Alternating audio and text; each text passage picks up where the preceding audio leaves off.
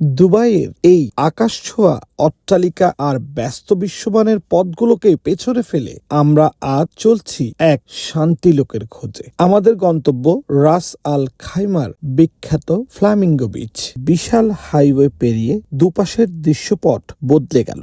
গাড়ির ভেতরে আমাদের আনন্দ আর আড্ডাগুলো ছিল সত্যিই স্মরণ করার মতো। ঠিক যখনই মেইন রোড ছেড়ে বিচ এরিয়াতে ঢুকলাম, এক পলকে চোখ জুড়িয়ে গেল। সামনে অসীম আকাশ আর নিচে নীল জলরাশি। অবশেষে আমরা আমাদের গন্তব্যে, ফ্লামিঙ্গো বিচ।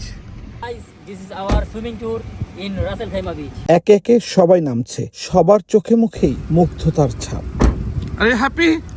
আমরা ঠিক সময় পৌঁছেছি। আকাশে হালকা লালচে আভা জানান দিচ্ছে সূর্য মামার বিদায় নেওয়ার সময় হয়েছে। এই বিচেই রয়েছে দর্শনার্থীদের জন্য সুবিশাল পার্কিং এর সুব্যবস্থা এবং বিভিন্ন অভিজাত রেস্টুরেন্ট। ফ্লামিঙ্গো বিচ নামের মতোই সুন্দর। এই বিচটি বেশ অগভীর এবং শান্ত, তাই পরিবার নিয়ে সময় কাটানোর জন্য এটি রাস আল খাইমার অন্যতম সেরা জায়গা। এখানকার শান্ত পরিবেশ আর সাগরের ঢেউয়ের শব্দ মনকে এক নিমিষেই প্রশান্ত করে দেয়।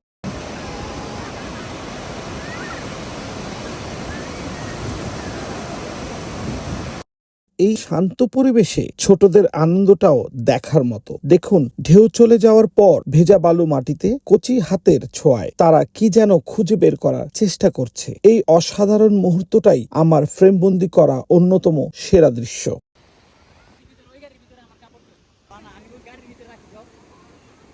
আকাশটা এখন কেমন রক্তিম বর্ণ ধারণ করেছে, যেন সমুদ্রের নীল জলরাশি আর আকাশের লাল আভা একে অপরকে জড়িয়ে ধরেছে।